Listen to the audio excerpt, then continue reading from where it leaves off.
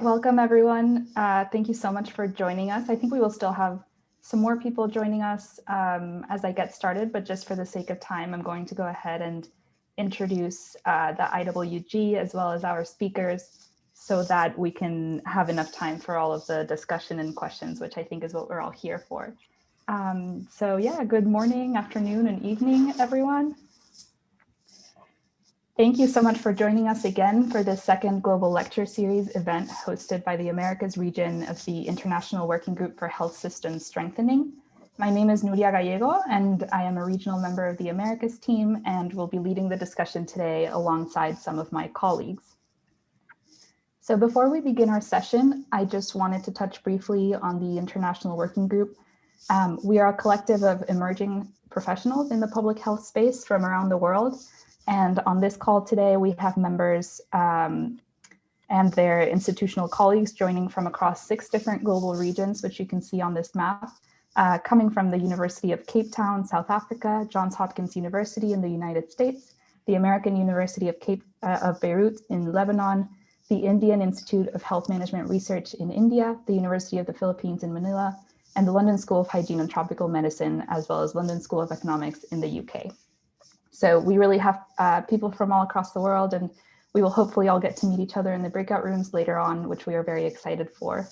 Our mission as an organization is to unite the next generation of strategic thinkers and innovators around the world to co-create equitable and sustainable solutions for complex health systems challenges.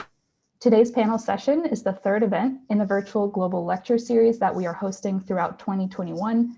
And the series aims to draw from a range of diverse perspectives on regional and global health systems issues, specifically in relation to the COVID pandemic. We are delighted to have you all here with us today and wanted to first of all thank our 3 wonderful panelists for joining us.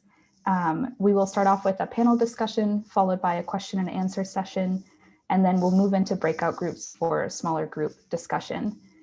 We have some very exciting content to cover in the breakout rooms, so we do hope that you will stay with us for that. And now I'm going to introduce our panelists. We are so excited to have Patricio Marquez, Dr. Marcia Castro, and Dr. Jennifer Nuzzo joining us today to share their insights into how health systems governance and capacity have affected the COVID-19 response across the Americas and beyond.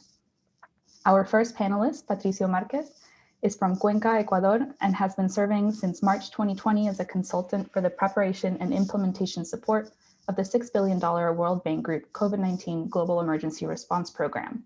He also provides technical support for the implementation of the $12 billion additional financing for COVID-19 vaccines and vaccination under the program.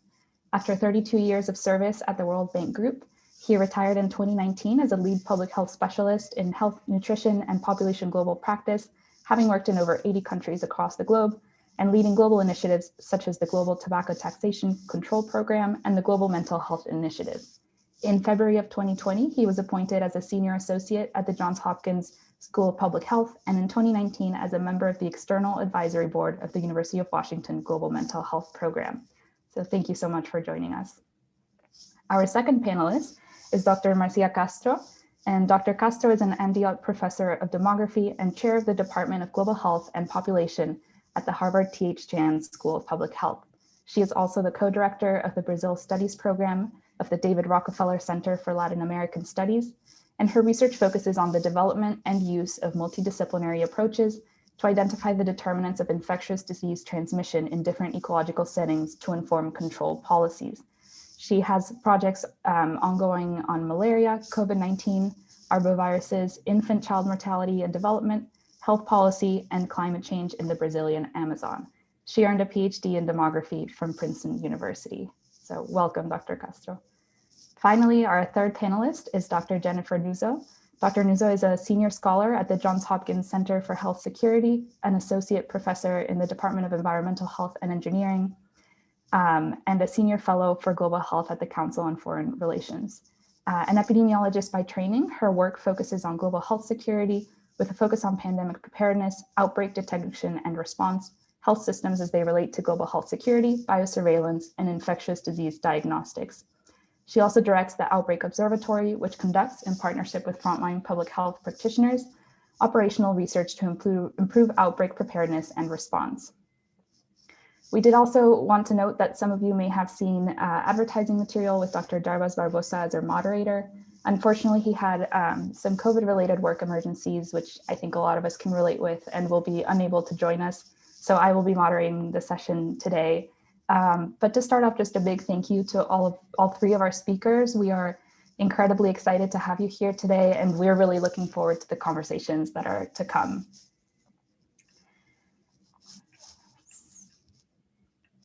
So we are just going to begin with a panel discussion and then follow with a Q&A session. So throughout the panel, we encourage you to leave all of your questions in the chat, and we will be asking those to the panelists later on. So without further ado, we are going to begin the discussion. I'm going to ask a few questions, and feel free to answer by speaking either to your own country, the country you live or work in, or any other setting you've worked with that you think might be relevant to the discussion. So to begin, I wanted to start off by asking all of you, what factors do you think explain or contribute to the ability of a country's health systems and government to address COVID-19? Feel free to jump in any order. So I can start. So first of all, thank you so much for the invitation and for organizing this panel. I think we have a lot to discuss and a lot to share among countries in the Americas. So I will frame my answer in the context of Brazil. That's the context I've been working more closely and therefore that I feel I can speak a little bit about. And I think Brazil is an example of, the factors that would explain a terrific response to a pandemic. And unfortunately, they were ignored by the federal government. So Brazil is probably the only country with more than 100 million people that actually has a universal, free of charge health system that is very comprehensive. It has one of the largest primary care programs in the world that is community-based. So we have more than 300,000 community health agents that go to the houses of the most vulnerable people. And it has all the network of services that, historically have a very good record in responding to pandemics, the most recent one in epidemics, the most recent one being the introduction of Zika virus that really happened in Brazil. Brazil was the first. There was no time to plan. It all happened in there. So what we end up seeing is that, and I think this is an issue that I hope comes back again. I mean, we have all this literature in health systems resilience. And before the pandemic, Brazil was really scoring very high on global health response and global health security. But what we saw was that there was a completely lack of federal coordination that broke this three-tier governance of the health system, the federal, the state, and the municipal. And the moment this was broken, states and municipalities were on their own to try to come up with a response. So this lack of coordination complicated everything. There were no disbursement of funds, no national acquisition of protective equipment, ventilators, you name it. So what we saw was this extreme diverse response across the country. It's a big country. And it took a long time for the federal government to start emergency funds. So, and on top of this, it's a combination of what the federal level didn't do, but also what he did wrong. It's both things. And what he did wrong, it was, disseminating the use of drugs that have no efficacy. Now people are lining up for liver transplants because they were taking those drugs, and they shouldn't have. It's denying the importance and above all, denying science, ignoring science. So this combination, basically created the situation we see now. Brazil is the epicenter of the pandemic right now. We're just, broke the record, more than 3,000 people dead in one day.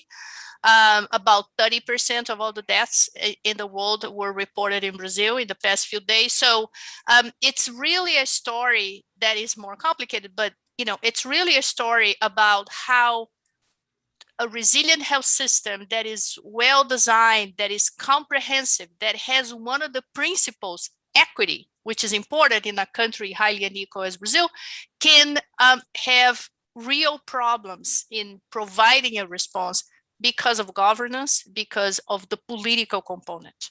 And despite all this lack of national organization, the health system was still able to save some lives, because if we didn't have that health system, Brazil would have way more than 300,000 deaths that we just recorded yesterday. Hello, Nuria. Can I step in now? Yeah, go ahead. Well, I would like to complement Marcia's comments by bringing perhaps a broader regional and global perspective to understand what happened over the past 12 months. I think that all of us have to be very clear that it was not only Brazil, but the entire world was poorly prepared to deal with the onset of this COVID-19 pandemic.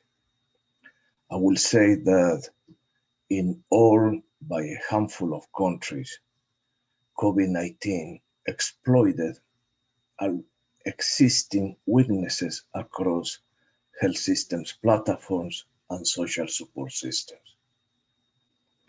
This manifested or was caused in large measure by a chronic under-resourced, underfunded disease surveillance platforms, including basic labs and the epidemiological intelligence that should be in place to guide policy decisions. So as a result of the situation, most of the countries were unable, I would say, to promptly detect community spread until the virus was already circulating across the communities. Also a manifestation of this lack of preparedness that we should have learned, for example, from the recent Ebola crisis in West Africa in 2014, 2015, is that in spite of the fact that the joint external evaluation came out with concluded that a lot of countries were prepared, but I was somehow looking into retrospect. Yes, they may have had capacity on paper, but they didn't have the capability to implement whatever was required. So this also manifested in insufficient stockpiling, contingency planning, and coordination across regional, national, international public health platforms that led in some ways to the initial shortages of essential supplies and equipment that in some cases sparked bidding wars that left health workers without appropriate protective gear. The hospital platforms were overwhelmed and stressed beyond capacity, and in large measure, one of the consequences of this lack of preparedness was that essential routine health services became extremely limited.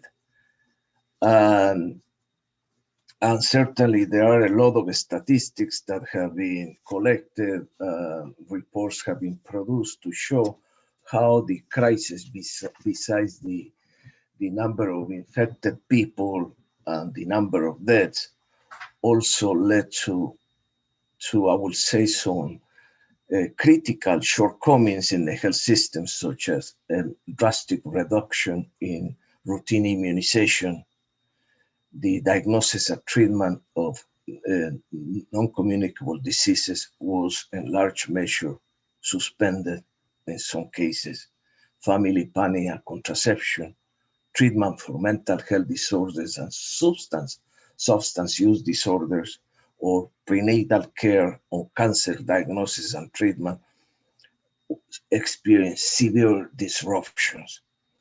So, in countries such as Brazil or in Central America, this crisis was further aggravated by the emergence of co-epidemics, for example, dengue and malaria. And as a result of that, we have not only close to 25 million people who were infected, close to 350,000 people who have died as a result of COVID-19 disease, but also we have a severe excess mortality. Brazil, for example, has an excess mortality of close to 40%. Peru, Bolivia, in the case of my own country, Ecuador, 68% excess mortality. So we have a major catastrophe that we are witnessing. And the other thing that I would like to mention, just to conclude, is that besides the public health toll that has been significant, you have a major impact of the crisis on the economic well-being of countries. The IMF expects that over the past 12 months, the economies in different countries will contract. More than 150 million people will be added to the ranks of extreme poverty, according to recent data from the World Bank. Schools in some countries have been closed by 60%. So that's going to have a major impact on human capital development in countries. So I just wanted to bring a broader perspective at the global level, but also to show that this crisis is not only a public health crisis, but it's a social and economic crisis as well. Thanks. Thank you so much for that. Dr. Nuzzo, if you want to jump in, I don't know if you identify any of the same issues in the United States or maybe a different perspective. Yeah, I mean, I think the point about there being capacities and not necessarily being taken advantage of or being undermined by a lack of federal coordination is really quite key. And to me, at the heart of that is political leadership or political failures. And it's not just the United States or Brazil. I mean, the United Kingdom too, stories coming out about deliberate attempts to downplay the event, even though internal advisors knew how risky the situation is. So that, I think, is, in my view, somewhat unprecedented in modern times when you have a crisis, and at least in the U.S., not attempting to address it. And it really, I think, stands in stark contrast to what we saw from other countries. So in particular, I think countries that went through the SARS experience or were in the region that was affected by SARS, markedly different in terms of their response, in the sense that they didn't wait to act. They acted quickly, and they acted comprehensively. And I think that's the big difference, because capacities are important, and it is important to develop them in advance. But it is also important to use them, and it is important to, if there are gaps in capacity, identify those gaps early on in the crisis and work to fill them.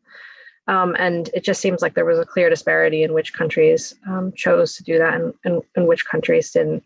Now, perhaps, I think what made it easier for some was having had the very somewhat recent prior experience that sensitized both the public and the political leadership to the need for action. It seems like many countries, their sole response to the COVID threat for far too long was travel restrictions. And I think, although there's some debate as to whether travel restrictions did anything for countries, certainly the countries that used them well were the ones that used it to buy time to bolster their domestic response. All countries had gaps. I mean, there were huge gaps in supply chains, which, if you work in the field of pandemic preparedness, would not have been surprising, but maybe you can not fault national leaders for not fully understanding the vulnerabilities of medical supply chains and other things. But the countries that did well were the ones who identified those gaps early and then came up with a strategy for dealing with it. So I think that those things are critical. But then I also think, for me, the ultimate outcomes of COVID are reflected in how good we are at maintaining health in peace times. The underlying health of the country very much affects who dies. And some countries are healthier than others. And so I really think that this speaks to the need for overall health improvement. Clearly, access is important too, and access not just from a cost perspective, but also the physical ability to access, which in some cases is also about the availability and the capacity. So if there is limited, if it's free and you can go there, but there's not enough capacity, that doesn't help either. And so figuring out ways to scale that capacity in order to meet the needs, and as has been said, not at the expense of all of the other health needs, day-to-day health needs that have to continue in a crisis.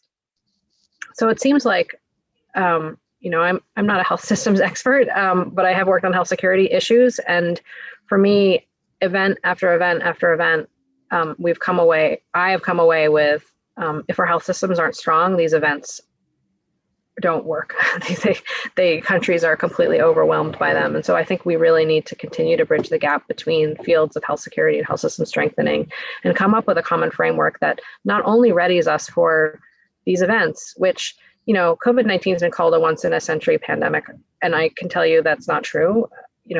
There is no reason to think that we won't be in another type of event, and there's no reason to think it couldn't happen soon. So there's an urgency to act, but there is also an urgency to make sure that we aren't just doing stopgap measures, that we are also addressing the long-term overall health priorities of countries. But we need to take those longer-term goals and also match the urgency of the fact that a new event could happen next year.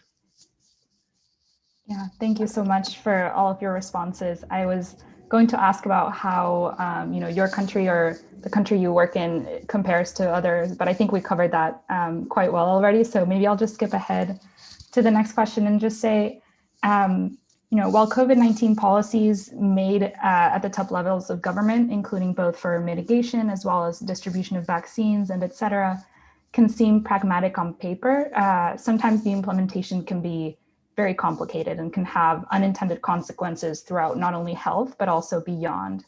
And so we wanted to ask what information or learnings from policy implementers can be fed back into the health system to build a stronger capacity and stronger structures of government. And maybe we can begin with Dr. Castro again, if you would like. Yeah, sure. Again, here, I think that going back to the context in Brazil, what we can learn from attempts to implement something is the harm that bad messaging, infodemics, propagation of treatments that don't have an effect, and this overall lack of uniform message based on science can create in getting the population to comply to basic control measures that are necessary to contain the pandemic. So what we see in Brazil is that simple public health measures like wearing a mask, they don't become a public health measure, they become a political statement. And that has a very high cost, and we're measuring this cost in human life. So that's one lesson for us, that despite we had everything that Dr. Nuzzo just mentioned, so we have the structure, we have the systems in place, we have the experience from previous epidemics, it just takes a bad politician to make things go downhill. And it seems simple, but it's not simple, because it's a very well organized, let's put it this way, it's a very organized series of actions from the federal government that in one hand use normative decisions to stop states from buying equipment, or to try to stop states from implementing lockdowns. So that's one side of it. It's the normative side of it. It's the lawyers are looking at this right now. Then you have another one that is the messaging. It's the president not using masks. It's the president saying you're going to become a crocodile if you take a vaccine, and so on and so forth. And that affects public perception. So this is not happening by chance. There is a strategy, and behind it was an attempt of the government to just use I hate this expression, but it's the herd immunity. Let people get sick, then we're going to get rid of this. That's what is behind all this strategy. And I should mention, we have a very large analysis that was done recently in Brazil by a group of lawyers, really looking at all those decisions, the speeches the president made, all of it. And it's very clear, day by day, we have a huge timeline, day by day, how those decisions were just building up on this strategy of herd immunity. It's crazy. So if you have a strategy like this, it doesn't matter all the health structure you have. You're not going to use primary care. You're not going to use your agents. It doesn't matter, because you just want to let people get sick. And all of this is claimed in the name of the economy. And this dichotomy is ridiculous. You cannot separate economy and health. So I think, again, the example in Brazil is how those messaging, those attitudes, those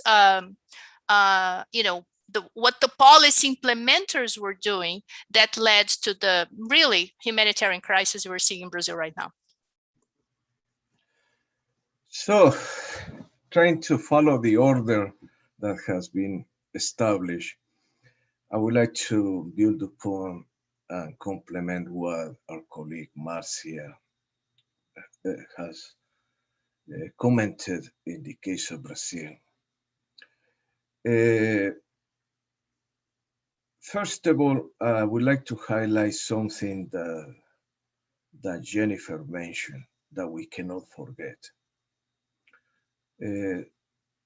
When we talk about who are the most vulnerable people during this pandemic, one group besides the elderly are those people who have pre-existing conditions.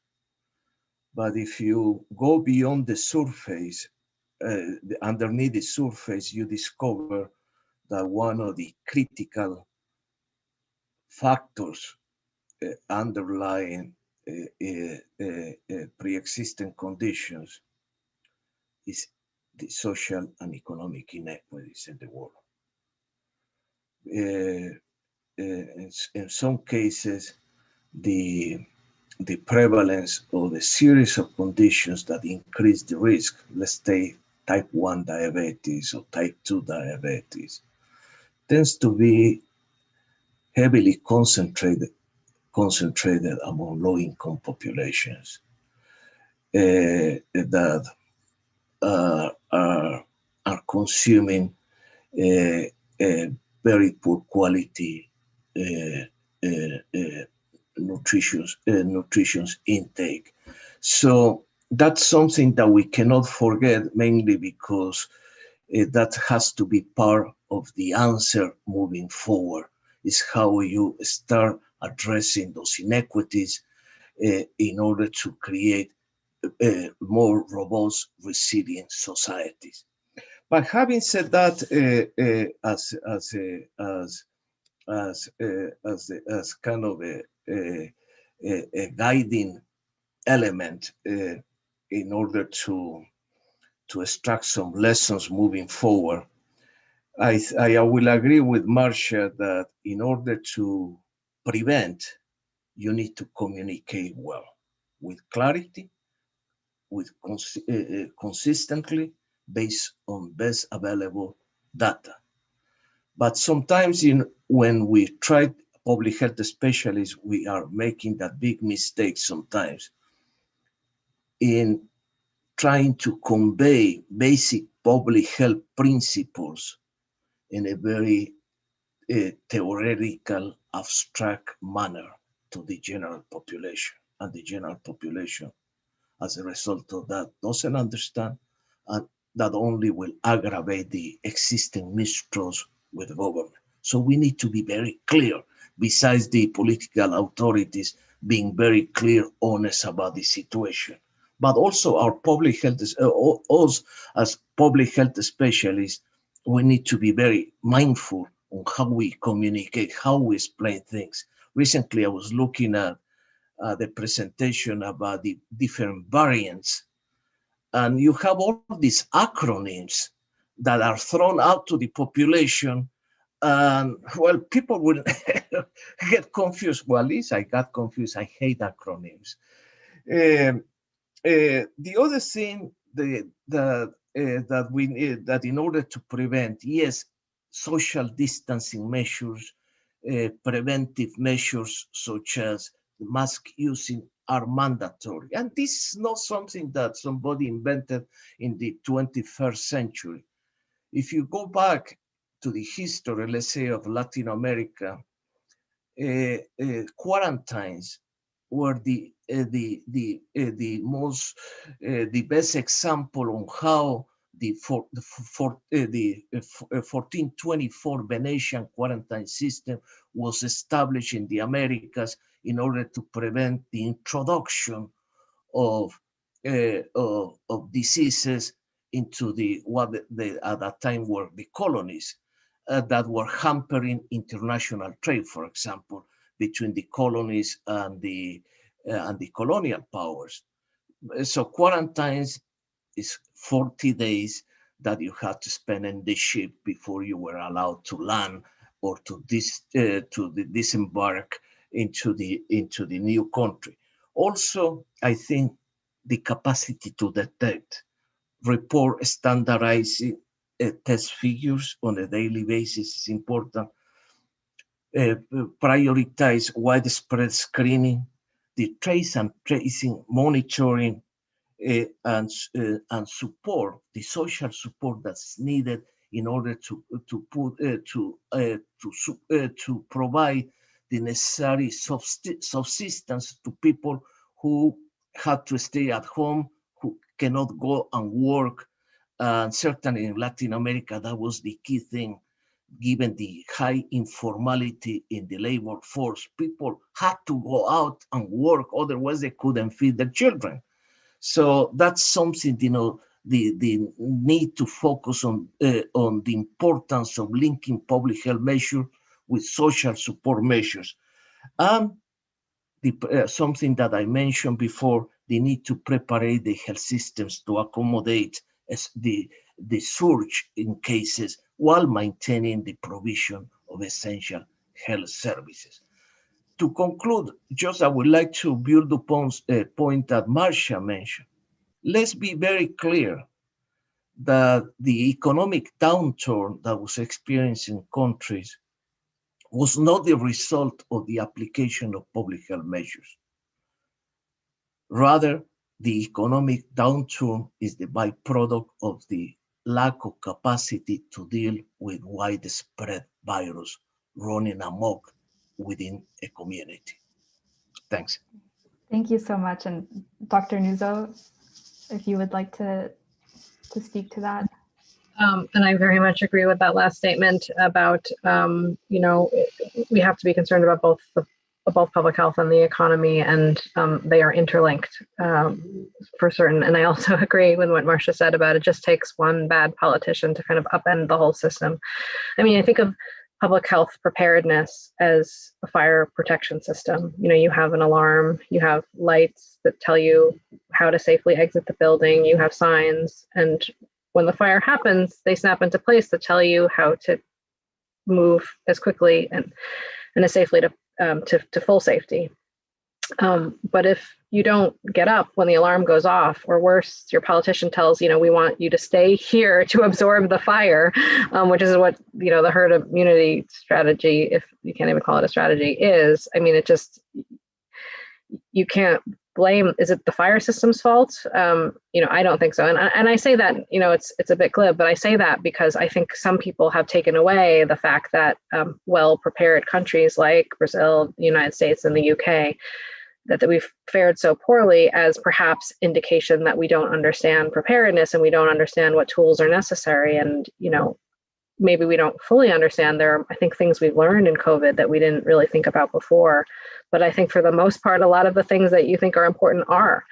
But in terms of, the overall question about what to do. I mean, for me, one of the real takeaways has been the lack of plans around equity issues.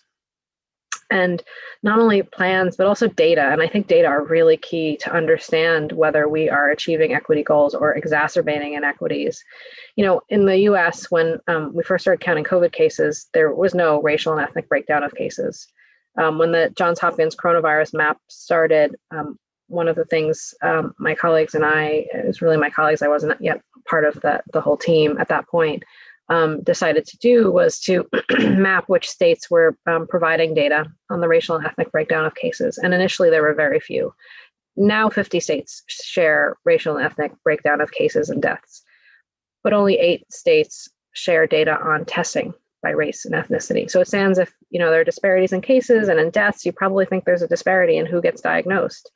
And how, when we've had, you know, a year-long struggle with doing enough testing or understanding if we're doing enough testing, it seems like understanding if people can even access testing or if there are disparities in being able to access it, that would be an important gap to fill, but we don't really have the data to allow us to do that. So I think that's a really important thing. And now, as we are looking at the rollout of vaccines, the same exact problem is happening again, where it is not a universal sharing of data. I think only 34 states report vaccinations broken down by race, ethnicity. And in those states, we see really terrible trends with sometimes, you know, 4 times as many vaccines going to white people than to people of color.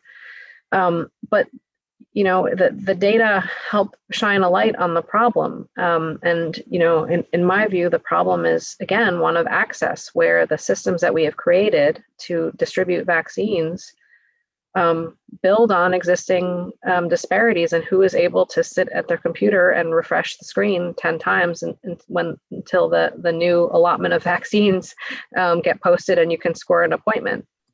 The mass vaccination clinics are, you know, conducted in the middle of the day in a part of town that maybe essential workers can't get to, you know, and they may not have even been prioritized to get it.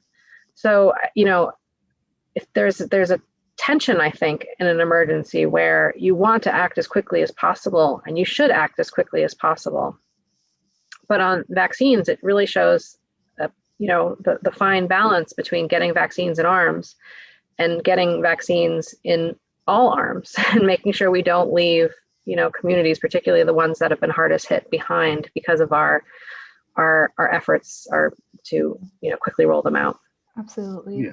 Nuria, if you allow me to, Marcia, sorry if I jumped the queue, but I have a comment that will complement, I think, nicely what Jennifer just was talking about concerning the vaccines. Perhaps, you know, when we talk about inequities and we focus on vaccines and vaccination, we have to be mindful that at the global level, if you look at the numbers as of today, there is a tremendous inequity on which countries can access vaccines. In some countries, most of them higher middle income and high income countries, you could say that people who have received at least 1 dose of the COVID-19 or any of the COVID-19 vaccines that have received emergency use authorization by some of the leading stringent regulatory authorities can claim that 30, 40, and in the case of Israel, 58% of the total population has received a job. But if you look, and recently I was looking at data, if you look at in other, across the world, especially in lower middle income countries, low income countries, less than 1% of the population has received any type of vaccine. And this reflects a growing inequity as to who can access vaccines, who can pay for those vaccines. And this needs to be corrected because at the end of the day, if this inequity is not addressed head on, we cannot talk about an economic and social recovery, because all of us will continue to be at risk, although some of us in some countries will have received 2 doses of a given vaccines according to protocol. Mm-hmm. But inside countries, the inequities also starting to appear.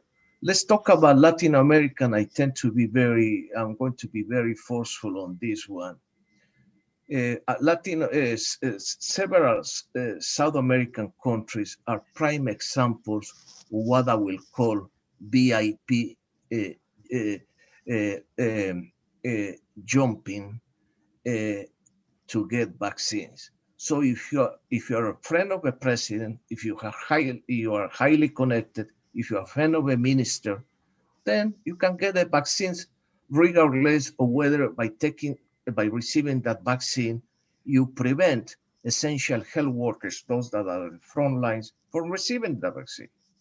That's the case of Ecuador. 4 ministers of health over a year. 3 of them, two of them had to leave, mainly because of line jumping, because they were favoring their friends to get vaccinated.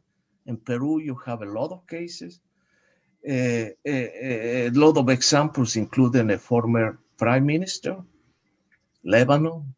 So I think inequity is also is not only manifested in terms of whether countries have capacity to access vaccines and to have the capacity to administer those vaccines following well-structured arrangements, but also is access to power.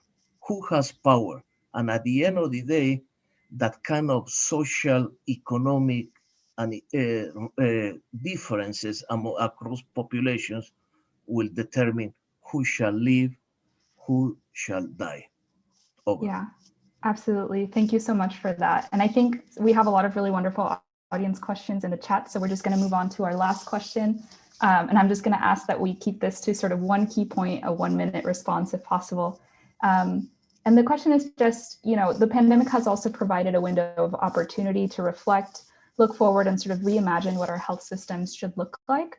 And so if you had a chance to reimagine a stronger and more capable health system, either for your country, the region, or just more widely, what is one thing that you would like to see change? And I think for this question, maybe we can begin with Dr. Nuzzo, followed by Dr. Castro, and then finish off with Mr. Marquez, if possible. Yeah, so for the United States, it's very clear that the absence of the fact that we don't have a national health system and the information system that goes with it has very much limited us. It has limited us in terms of identifying outcomes, but also identifying risk factors, understanding where there are gaps in supplies and other things. And particularly now, with vaccines, just understanding who's getting a vaccine. I mean, so much of what we're learning about the vaccines we're using are coming from countries that have national health systems and very developed information systems. So we've missed out on an opportunity to do that kind of learning to improve our response. And I just think that for the US in particular has been an enormous shortcoming.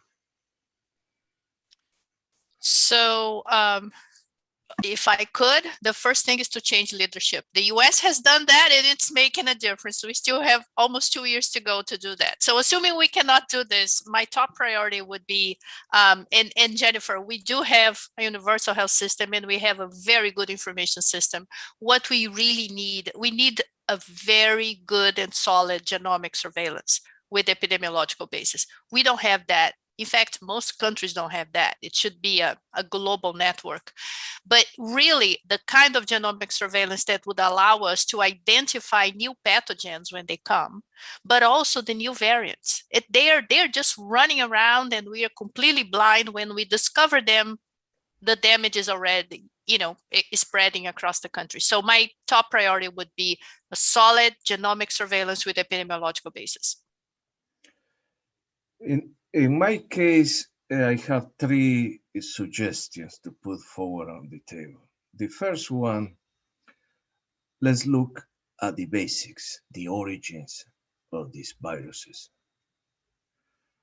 So if we understand how these viruses are jumping into and infecting human populations, then we need to realize that 70% of the newly emergent viruses are of animal origin.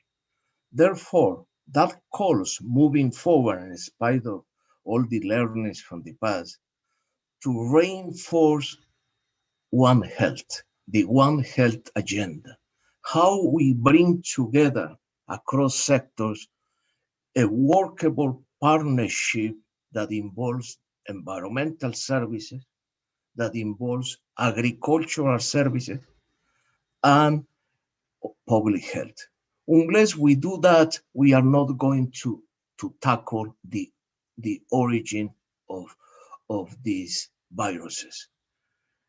I fully agree with Marcia on the need to build upon the basic public health functions, surveillance, labs, the epidemiological intelligence, but as integrated elements that should be part of the progressive realization of universal health coverage across the world. And finally, let's not forget about financing. The reason why some of these essential public health functions are on the margin within a health system is because when budget cuts are enacted in a country, the first thing that is cut are the allocations for this type of investments. So that needs to stop. This is a national security priority for all the implications that we have seen: economic, social, deaths, the human toll that these pandemics extract. Unless we realize that we are dealing with national security issue that needs to protect investments, ring-fence investments, and budgetary allocations to cover recurrent costs, we are not going to be able to solve this process. And finally, universal health coverage agenda has emphasized access to services and financial protection, but we have forgotten to emphasize disease prevention. So moving forward, that agenda needs to be retooled in order to emphasize disease prevention. Let's not wait for people to get sick. Let's prevent. Let's talk about how we keep healthy people. Let's work for healthy populations. Over. Thank you so much for all of those amazing answers. We do have a lot of interesting questions in the chat, so we're just going to move on to the audience Q&A. So make sure to put any other questions you have in the chat. And I'm going to pass it over to my colleague Lexi, who is going to be moderating this next part of the question and answer. So Lexi, please go ahead. Hi, everyone, and good morning.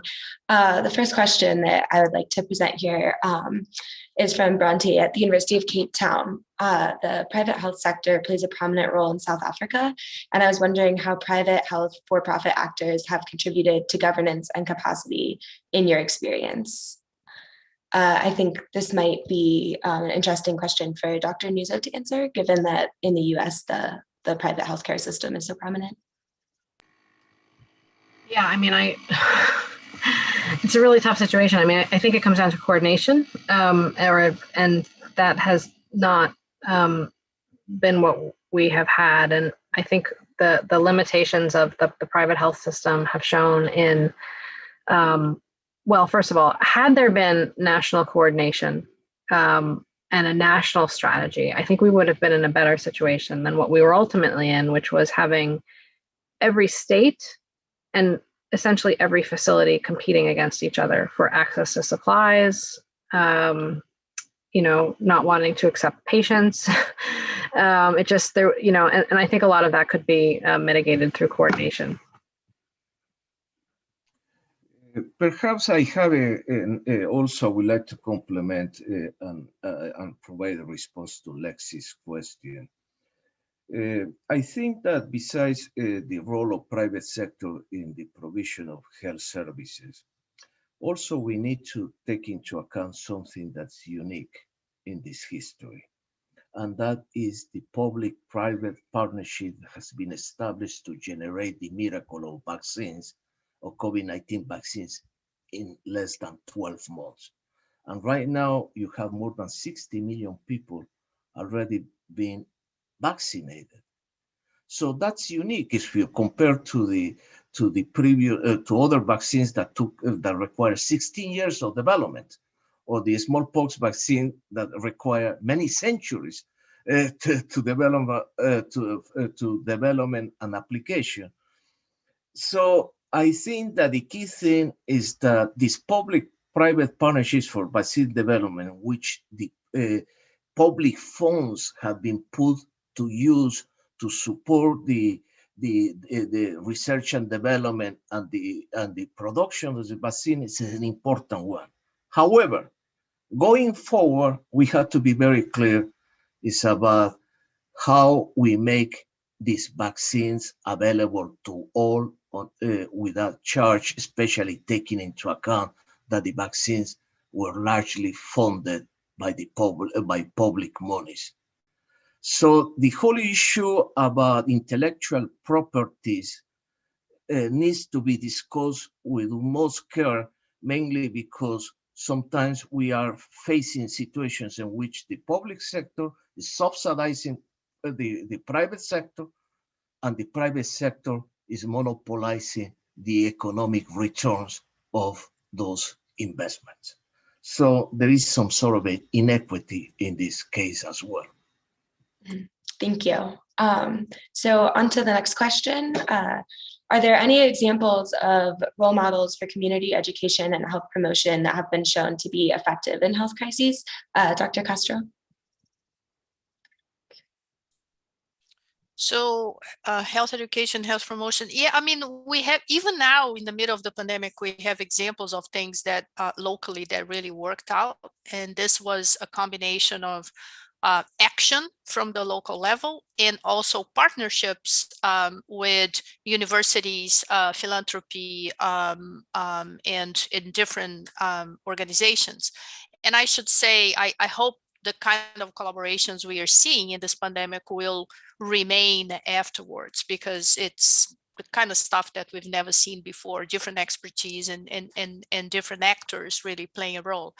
So I think the use of, there has been the use of role models, and role models could be anyone, could be artists, could be influential people in the community, could be athletes, whatever. But in the absence of a mass communication campaign from the government, we have examples of, you know, those role models sending the message and really mobilizing people, particularly in the slum type of areas, communities in Brazil.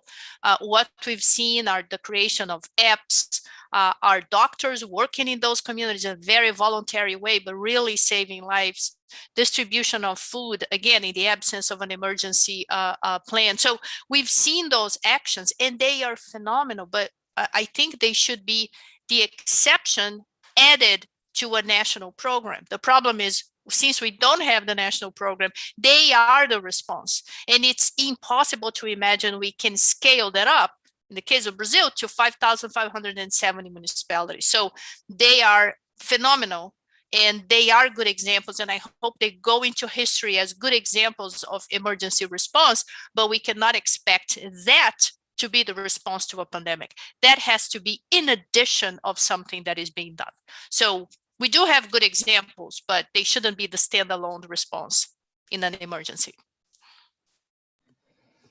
Leslie, if you could allow me to step in, I would like to reinforce the critical role of community actors. Because at the end of the day, we are operating in lots of countries in a context in which the population doesn't trust government. So unless we engage community leaders, as Marcia was saying, unless we engage religious leaders, as we saw, when I was working in West Africa and during the Ebola crisis.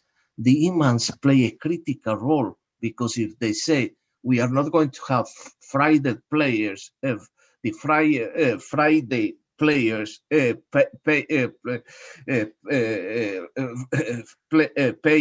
players, then we do that mainly because we don't want to foster transmission. So you need to have that kind of leadership at the community level, trusted leadership, in order to help fill the vacuum that exists between a community and a government. Thank you. The same thing in terms of hesitancy. Thanks. So building off of these answers and Dr. Nuzzo's earlier comments about the lack of data sharing, how do you effectively communicate the bias and complexities of epidemiological modeling to policymakers that are often asking for one simple metric? Yeah, so very quick answer. I cannot stress how important it is, all the movement we're seeing of people in academia doing public engagement. It's important. We're still learning, because we're never trained to do this, but communicating science in simple language is absolutely critical. And I think one of the most challenging things is how to communicate uncertainty. We don't know how to do this in a good way. I mean, ask the folks working with climate change. It's difficult. In the middle of an emergency, people want answers. You all have seen this. When is going to be the peak? When is the peak going to end? People want answers. We don't have those answers. So communicating that science, as you are doing this in the middle of an emergency, the answers change every single day, is important to communicate. And, the issue of data is power. Information is power. So there is a reason why some countries don't release it. And again, if you have the openness and the commitment and the willingness of governments to commit to human life, we would have more access to data. So. And I just add, I completely agree with all of that. I would just add, often the modeling is done by the academic sector, because that's who has the models and the tools and the skills to do that. But it's crucially important, in addition to engaging and communicating about the results of those, the academic sector to try to understand the limitations of the source data, and not usually being involved in the collection of it. It's hard to understand, but there are real limitations there. And if we don't factor that into the models and what the models show us, then we could have the wrong idea. And I think it is important for us to do more to convey those uncertainties and to examine how those uncertainties could affect the overall conclusions of the models. Thank you, everyone, for your answers to these questions. It does look like we've run out of time. So if I could just pass it back to Nuria to move on. Thank you.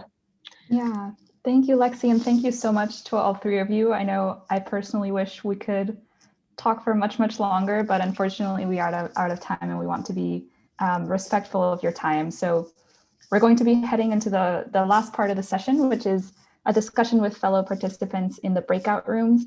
And so before moving on, I wanted to extend a huge thank you to all of our panelists on behalf of all of us here today. It has been such a pleasure to learn from all of you, and I think we all take away very valuable lessons. So thank you very much. And you're welcome to stay for the breakout room discussions, but I know you all have very busy schedules, so we will let you go now unless you would like to stay, but just thank you so much to all of you, and we hope to stay in touch. Thanks, Nuria. Thanks, colleagues. Thank you. Thank you.